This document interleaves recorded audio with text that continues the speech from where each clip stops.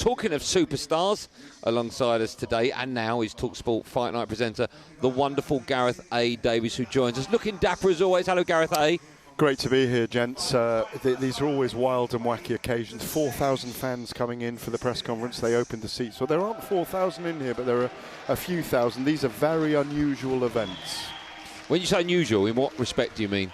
Well, I mean, we've got one genuine boxer in Tommy Fury who's finding his way, and he's into these money fights against influencers. Obviously, he beat Jake Paul earlier in the year. A strange event, but did massive pay-per-view numbers.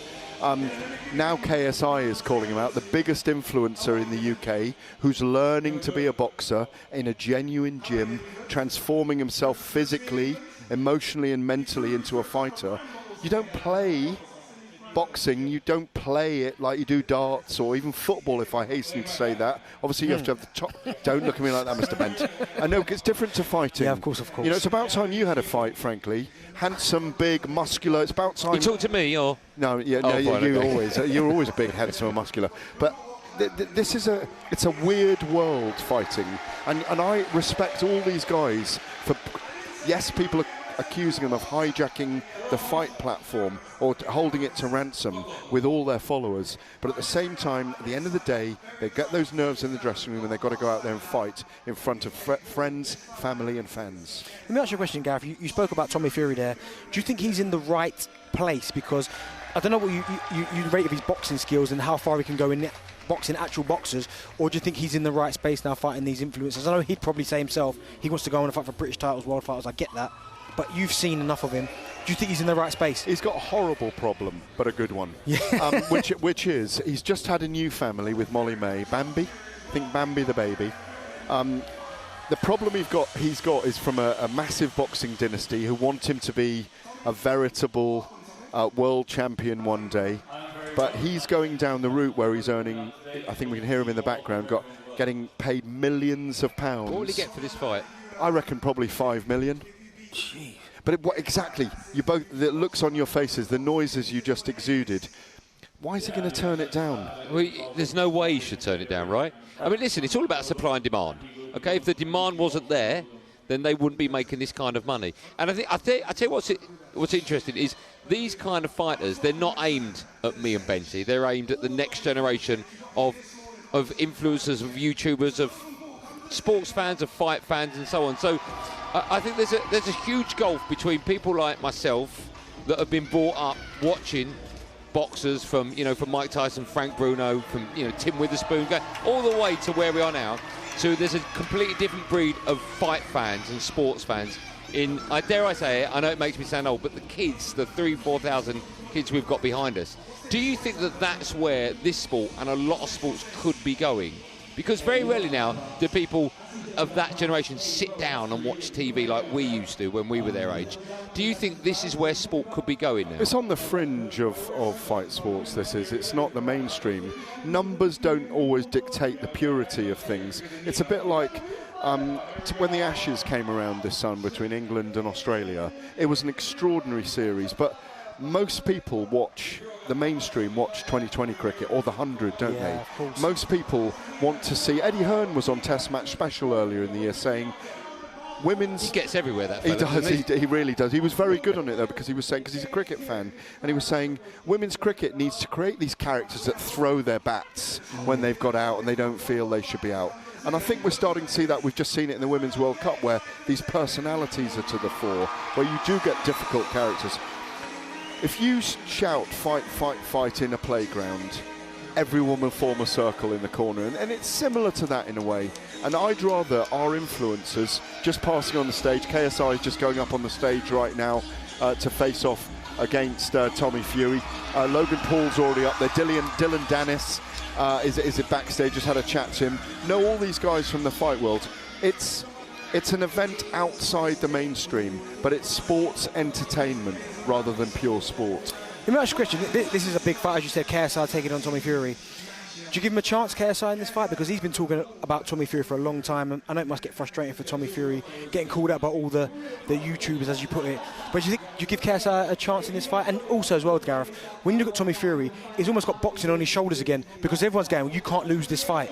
You're not wrong. All the pressure in this fight is on Tommy Fury. Yeah.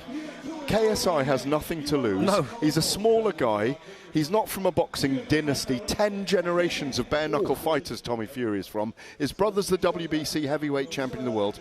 There's massive pressure with Big John Fury behind him, training him, going, come on, son, you can't lose this one. And he is going to put the pressure on him. He always does. We saw that when Tommy Fury fought Jake Paul.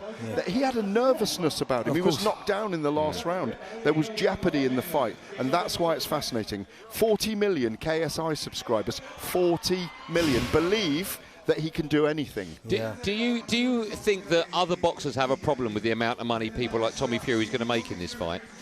No, I don't think they have a problem with it. They wish they were having the same problem themselves, which is, look, we see it in all sports. Most elite systems are top-down. At the top of the pyramid is always well paid.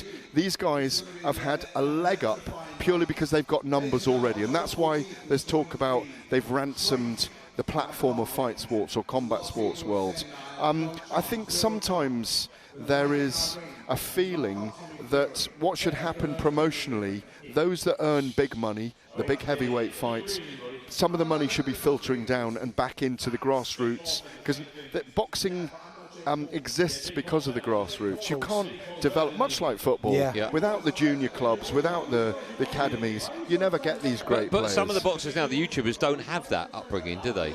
No, they don't. But what I will say is, again, I go back to the fact of, I don't feel any disrespect, and I don't think people in the fight industry feel any disrespect when they see those guys training, making weight and fighting. Of course. Because, you know, I mean, you went for Body Beautiful, Mr. Goldstein, a little while ago. You know what you put yourself through? Were you cover of Maxim or something, wasn't it? That's 12 years ago, Gareth. 12 years ago. Was it GQ, Maxim? I don't want to blow my own trumpet, but it was women's work. No, Men's health? It was men's fitness. Men's fitness. Yeah. But you looked extraordinary. How hard did you have to work for that? Effortless. You knew that. But you were about 11 and a half, 12 stone. You looked amazing. You had the Yes. abs, everything. Like, you still look great. But by the way, imagine, you can find that picture on Google, everyone. If you just but imagine if you were doing that to fight, to make weight. Yeah. Put that on top of okay, yourself. just quickly, because I know we've got to go to a break. We've got you for a bit. I understand that. We've got Tyson Fury's got an exhibition fight, right? And you've got fights like this. They're making copious amounts of money.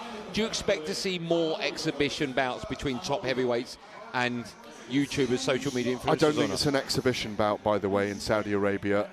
Francis Ngannou, the former UFC heavyweight champion, is being trained by Mike Tyson right now. All reports I'm hearing are that he's sparring sessions with Joyce. He's coming to bring I it. don't doubt that for a moment, but it is an exhibition, right? It's an exhibition, but he's had as many professional fights as I have. No, he hasn't had, but it's not an exhibition. He's going to knock him out if he can. It's a fight. Okay. And if Fury gets knocked out, it's a huge embarrassment for him and boxing. He can't afford to allow it to happen. That's the jeopardy here.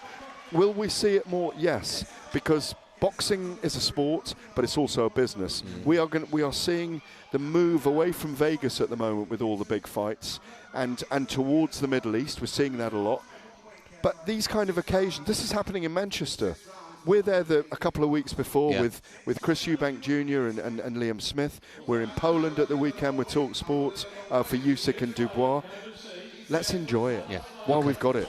talkSPORT Drive, super opinionated sporting debate, Monday to Friday afternoon from 4 on AM, on DAB, via the talkSPORT app and on your smart speaker. talkSPORT.